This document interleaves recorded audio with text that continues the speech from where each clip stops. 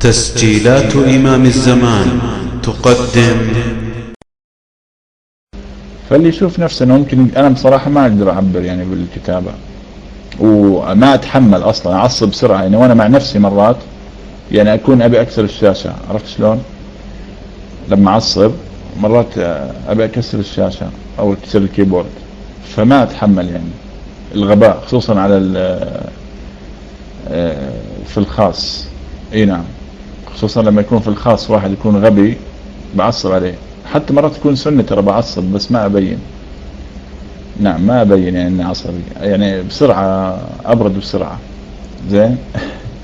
فعلى حسب يعني انت، على حسب انت ايش اللي هو تقدر تتحمل. اذا تقدر تتحمل كتابة فاعتقد انه عمل عظيم ايضا. يعني ترى بالخاص الرافضي يرتاح اكثر، لانه في العام يعني في الكتابة في الخاص الرافضي يرتاح اكثر، لانه في العام يضحكوا عليه ويسبوه ومن هذا الكلام. عرفت شلون؟ اعتقد بالخاص يكون عمل جبار اكثر. والله جربت انا هذا الشيء، يعني كان في استحسان من الرافضة بس ما اقدر اتحمل صراحة. تفضل يا اخي لك المايك. طيب بارك الله فيك أخي جعفر. السؤال يقول: نصيحة توجهها للإخوة الذين يعني لديهم زملاء في أعمالهم من الرافضة، وكيف يبدأ مع هذا الزميل في النقاش؟ لك المايك أخي جعفر. والله هذا صارت معي، يعني صارت معي بصراحة. يعني قبل لا ادخل بالتوك تبدأ معاه في، يعني انت انه الشيعي لما تجيب حجر وتصلي عليه، هل امير المؤمنين كان يفعل ذلك؟ يعني هل كان يأتي بتربة من كربلاء ويصلي عليها؟ هل النبي صلى الله عليه وسلم كان يأتي بتربة من كربلاء ويصلي عليها؟ هذا أول سؤال. هذا هو أول سؤال. هل علي بن أبي طالب كان عنده حسينيات؟ هل كان يصلي بحسينية؟ هذا أيضا سؤال. يعني هل كان في شيء اسمه حسينيات؟ الله عز وجل ذكر المساجد في القرآن، وأن المساجد لله فلا تدعو مع الله أحدا. زين، ليش تبني حسينية؟ يعني تسوي فيها عرس ولطمية وصلاة؟ يعني شلون تصلي فيها وتلطم فيها ويسوون فيها أفراح بعد؟ شيء عجيب والله. هذه أول أسئلة. ثم بعد ذلك يعني هل أنت فعلا يا 12 تتبع أهل البيت؟ أنت يا شيعي هل تتبع أهل البيت؟ هل علي بن أبي طالب كان يلعن عائشة هل لعن عائشة رضي الله عنها؟ راح يقول لك لا، أكرمها وترك أمرها لله. طب ليش ما اقتص منها؟ والله ترك أمرها لله. طب أنت ليش تتكلم حضرتك؟ أنت محامي يعني مثلا؟ هل أنت محامي؟ ليش علماءك بيتكلموا؟ ليش علماءك كلهم يتكلموا؟ طيب تفضل أنت اللي تقول والله كذا كذا. بتتكلم على مين أنت؟ شافك تضحك قاعد ما أدري ايش فيك. شيعي أنت يا أنتوا لاحديني هنا بعد هارب منكم. أنا لاحديني، الله يهداكم. بس هذه هي أهم الأسئلة، يعني لأنه راح يكون ما يعرف شيء، لا دخل بالتك ولا شيء. عرفت شلون؟ تفضل يا أخي لك المايك.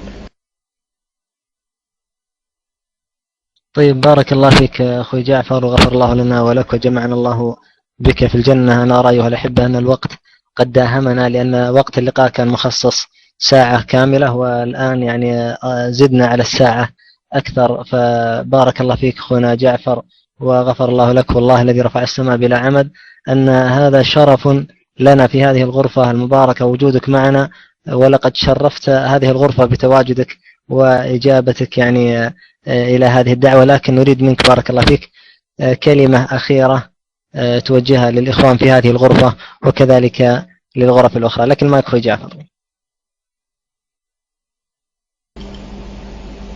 حياك الله يا أخي. والله بالعكس أنا سعيد في اللقاء يعني، وعادي لو في أسئلة أخرى أنا جاهز. يعني أنتوا أعطيتوني أكبر من حجمي الصراحة، يعني لا أستحق كل هذا. أنا كنت رافض يعني لأني لا أستحق كل هذا بصراحة. كنت خجلان في البداية بس بعدين شفت إنه عادي، يعني ما فيها أي شيء.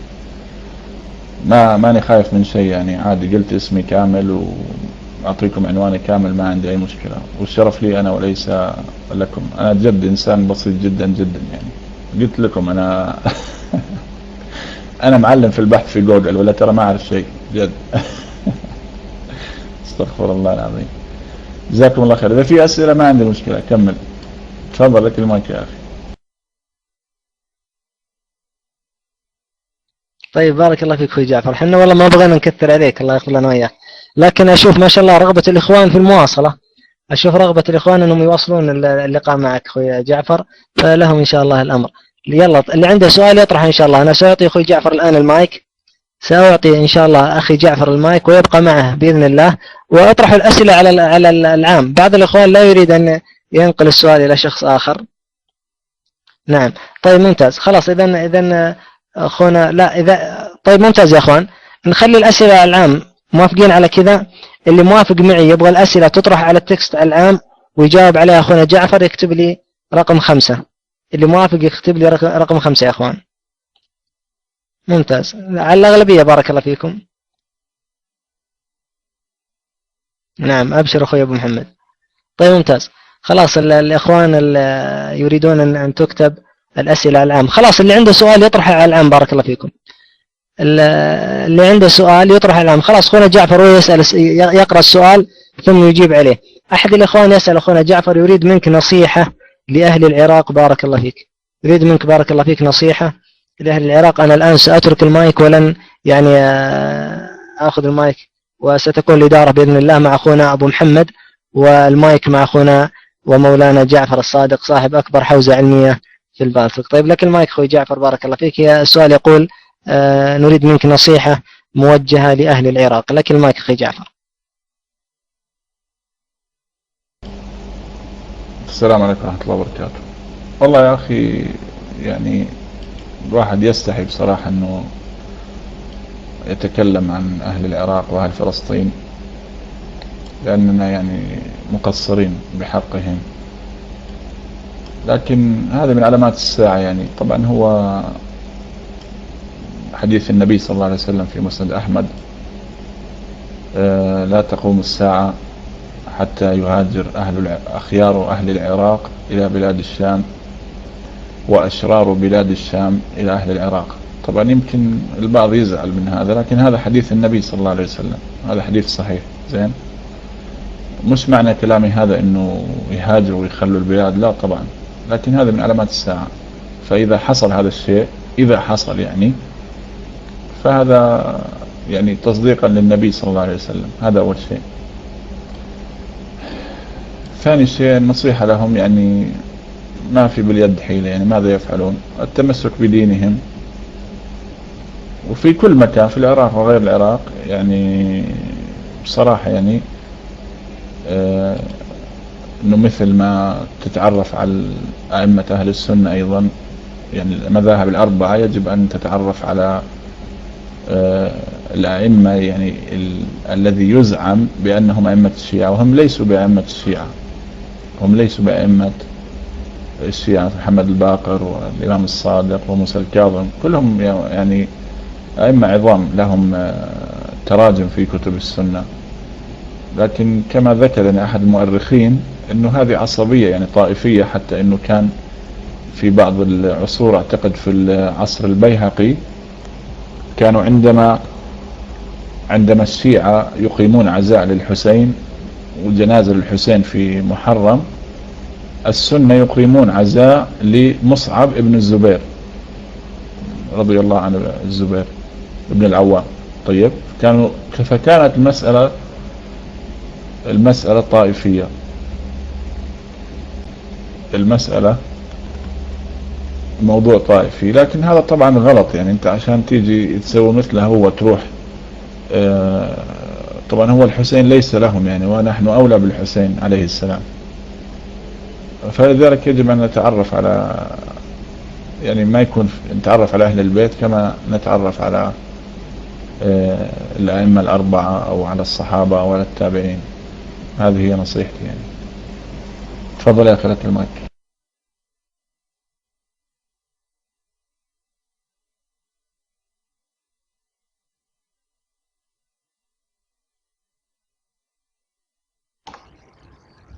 السلام عليكم ورحمة الله وبركاته. الله يبارك فيك أخونا جعفر، الله يجزاك خير. أخونا أبو سارة طلع بارك الله فيك، بس هو قال على أساس أنك تكمل والأخوان يسألونك عن التكست، فما الله يبارك فيك، فما أدري عاد الرأي عندك، الله يحفظك.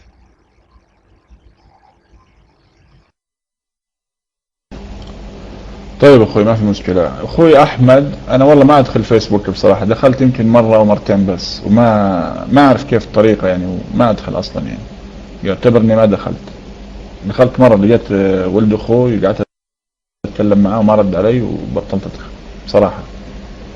طيب اكتب سؤالك يا فارس. كم مرة أخذت بان؟ مرة واحدة بس، مرة واحدة. يخافون يعطوني بان، هو من هذاك اليوم ما أعطوني وراها، ما أدري. حتى آخر مرة عطوا أبو مشاري وعطوا عمر وفاطمة الزهراء وحيدر الكرار والفاروق، بس أنا ما أعطوني بان لحد الآن، ماني عارف ليش بصراحة، ما أدري ليش، يخافون مني ولا شنو. الحمد لله يعني فضل من الله. يخافون عادي ما فيها شيء يعني. طيب في سؤال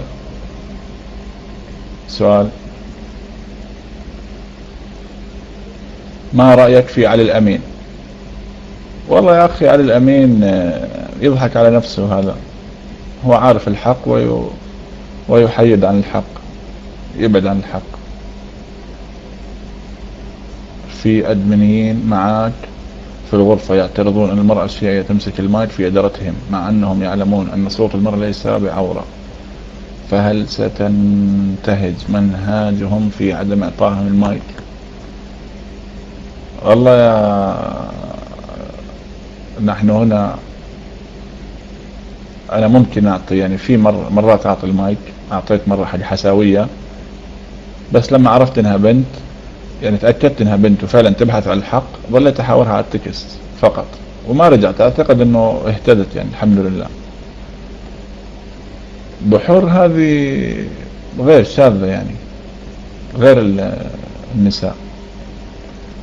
جعفرية لا مو جعفرية، في بنات ثانيات قدمناهم على المايك مثل كارلي مثلا، مثل حساوية، مثل فوكسي، شادو، خلص قدمناهم، عرفنا انهم بنات يعني ويبحثوا عن الحق، فساعتها يعني حتى انه عمرها كان ما سمعتها والله يعني. يعني تحس انك يعني انك قاعد تعمل شيء يعني، انه هذه الشيعية تستحق بانك تتعب نفسك، عرفت شلون؟ لانه مرات يجي واحد ويطرح شبهات وخلاص وانت ما انت عارف وش هو، بيكون رجال وبيسوي نفسه بنت. فانا اقدمها على المايك بس علشان اعرف الشخصية فقط لا غير، او انها تكون تقول شيء مو مفهوم وحابين نفهم هذا الشيء منها على المايك، نعطيها المايك فقط، ليست الغاية يعني الجدال بالنسبة لي هذا طبعا. نعم. في سؤال ثاني؟ وين برنامج الطرد؟ ليش ما يطرد؟ في سؤال يا اخوان. عدنان، سيد عدنان شلونك؟ ما عندك سؤال؟ جعفر عندي سؤال. اكتب سؤالك يا ولد الكويت. تفضل.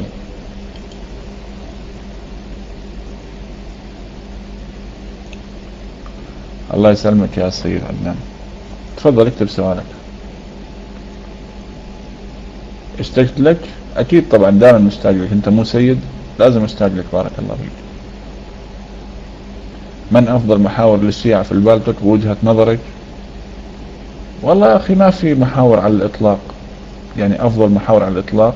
انا اكثر واحد احب حواره اللي هو اخونا الفاروق ابو عمر،